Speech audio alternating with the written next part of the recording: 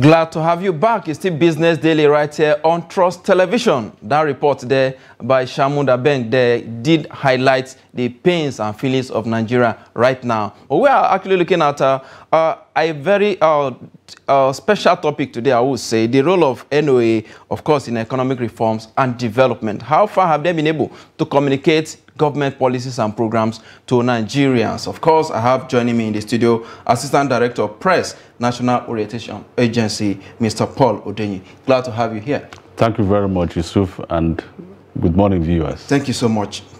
You have a very big task on your hand right now. Yeah. You need to convince Nigerians why they should accept some of these government policies. How far have you gone with that, in that regard? You know, Nigerians are not... Nigerians are rational human beings, so all you need to do is just to remind them, guide them in the right traction, and they will get to understand. At the moment, the new government has initiated a few programs on the economic sector, among which is the fuel removal, the fuel subsidy removal.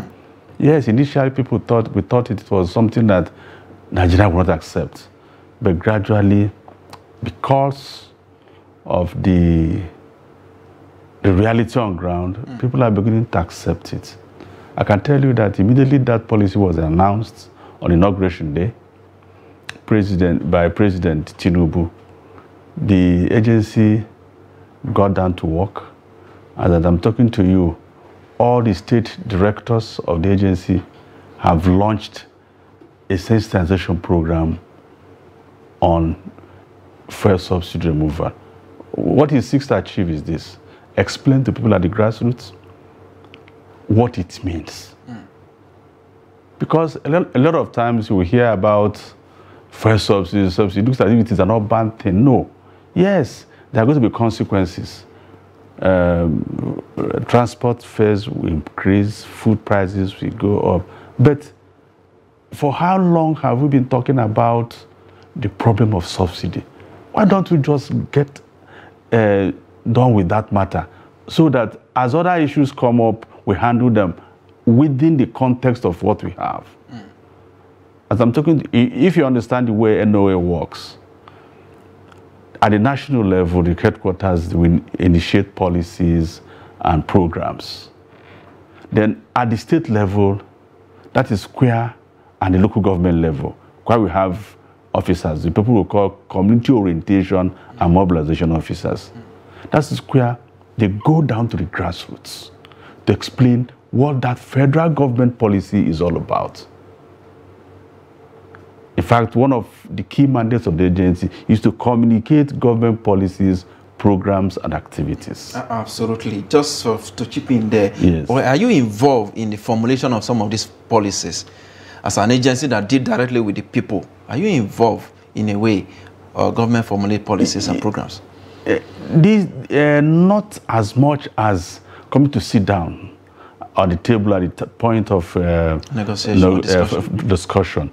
But sometimes agencies of government communicate to the NOA about what they have, the policies they have initiated, and then try to help ask us to help them market it to the people.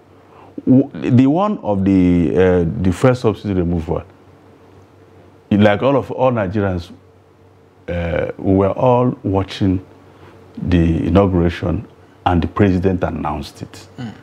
So we do not need a special letter to say do this. But in any case, the Director General of the agency, Dr. Garba Abare, interprets the mandate of the agency that it does not need too much letter, too much meetings and all that. All he needs to do is, he wants the NOA officers to understand the issues before they can go to the people to explain what is going on and what are we doing at the moment. We're organizing town hall meetings at the communities. We're meeting with traditional rulers. We're meeting with religious leaders. We are doing going to the markets and explaining. We are distributing leaflets at the community levels. In fact, I was By coincidence, I was in Akure a week ago to do another program on child labor when the Ondo State Directorate launched the first subsidy removal campaign. Interesting. What will you tell a man who was paying, let's say, 200 or 300 naira for transport fare, suddenly he has to pay maybe 1,000 or 900 naira for the same transportation? What will you tell him that subsidy removal? How will you explain to him that subsidy removal is actually good for the economy? In terms of revenue, what we are trying to do is to maximize revenue, and then to reduce the amount of wastages and corruption within the oil sector, which is actually the mainstay of our revenue base. So it's not about what the ordinary person. We know that even the government said it is going to be a huge problem for the ordinary person, but it's going to be a temporary problem that will be solved over time. One example we always give is the problem of telephone. We all know that less than 10% of Nigerians had telephones before 2001. Today, people have 4 cards. I can just go out there and call anybody I want to in any part of the world. So we think that over time, based on competition, the price of some of this will begin to come down, and we'll begin to see the benefits of the policy. Don't forget that government is already talking of licensing more marketers to import. And if you are an importer of fuel, what it means is that you look for all over the world where it is cheapest and you import, and then you compete with those who import from where it is very expensive. And at the end of the day, we still have, even at today now, we are beginning to hear a lot of that some people are bringing down to by 2 kobo. Even in Abuja, people are buying 540, some people are buying 537, some people are buying 538. So this is essentially a market-driven policy, and we must allow this process to reach the end, and we say, okay, if there need to be an adjustment, it is because we have tested it. At the moment, we have not said to have tested it in a way that we can say it did not work. Please, Nigerians, let us be a bit patient. I guess things will work. But some have also said that this will trigger unemployment, that more people may likely lose their jobs. Some may even quit willingly for the inability of some of them to get to workplaces. So what will you explain to that segment of Nigerians? If you decide to leave, yes, of course, people are talking about the minimum wage not being enough and all that. But like I said, it is something that we need to give some time to mature before we can say that it is a policy that's not working. In most parts of the world, and you see, like some people in government said, you cannot be subsidizing petrol in Nigeria, and then every other parts of our sub-region we need to get cheap fuel. Now, all of us are in it. Do you understand? So we need to tell our people that it is not a policy that was designed to punish them. It is a merely economic policy that are intended to solve certain issues and produce results eventually. Indeed, very, very good submission there. Let's look at the confidence of Nigeria in government. Over time, there have been promises. Now, this government has promised palliative for Nigerians. Over time, we know how some of these palliatives usually, ended up. Now, again, this one, the subsidy is gone, and we're expecting palliative to come in.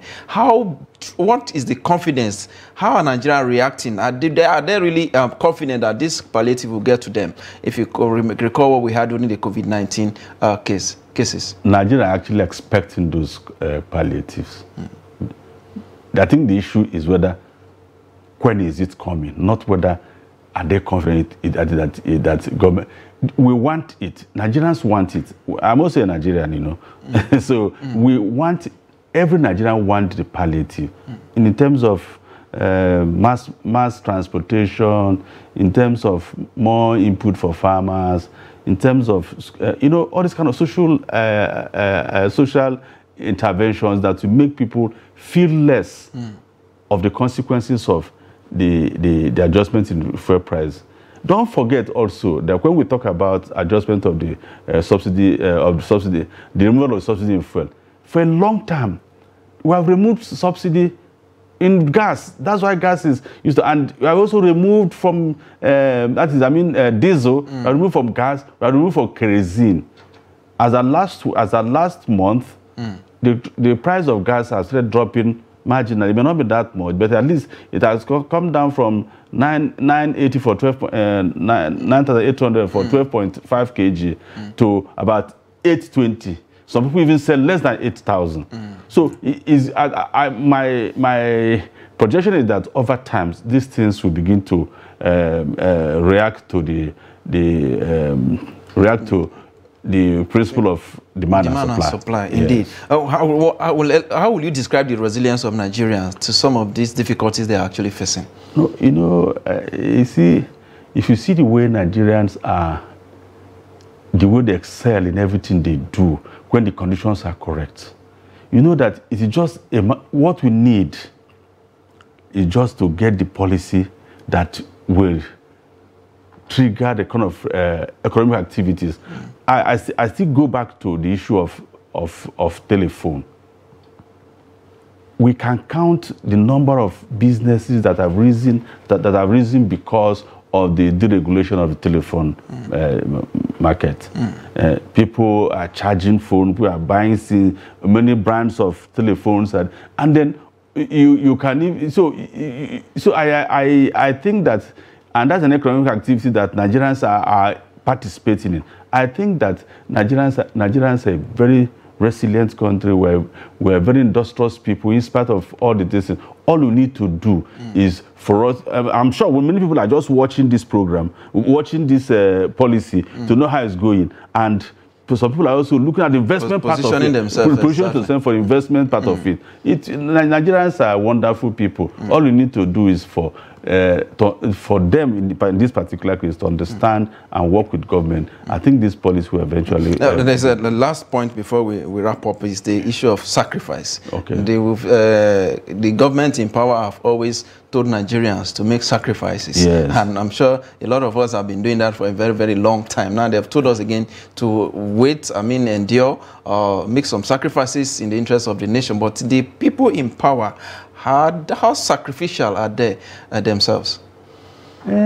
See, people in power, they are not, I don't think they are animals. They are human beings. Many of them, in fact, many people in Nigeria run charity organizations. Many people understand that in our society we need to help each. In fact, as our culture and tradition require that those who have try to help those who do not have.